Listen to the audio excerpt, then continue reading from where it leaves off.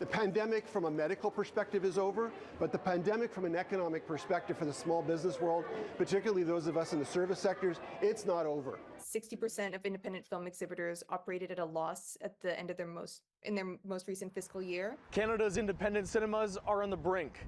That's the conclusion of a new report from NICE, the network of independent Canadian exhibitors, that found post-pandemic the business model for most independent cinemas is unsustainable. What we didn't expect was kind of this conflagration of issues that really made it very hard for independent cinemas to survive in Canada. What we're looking at right now is we just need kind of a stopgap for this immediate moment. Revenues are down, people are not coming back to the movies.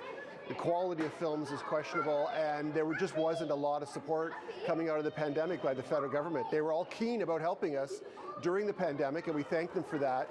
But when it was over, there was no ongoing support, and it's really left us floundering as we try to recover. Jeff Noel is the CEO of Film.ca Cinemas in Oakville.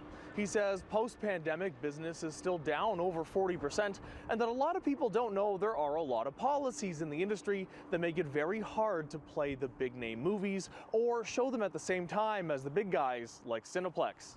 He adds an industry push towards streaming has also left a lasting impact. One, we don't get to keep the film as long, which means we don't get to generate enough revenue, but also if the film comes out only weeks, sometimes a month or two after theatrical release, a lot of folks are just basically waiting for it to show up on the platforms that they're paying for. If Hollywood wants to stick with this distribution model, then the least they could do is help us in our industry by lightening up on some of these anti-competitive and very difficult business practices to work through. A lot of independent cinemas couldn't take part in the big lift that was Barbenheimer last year, you know.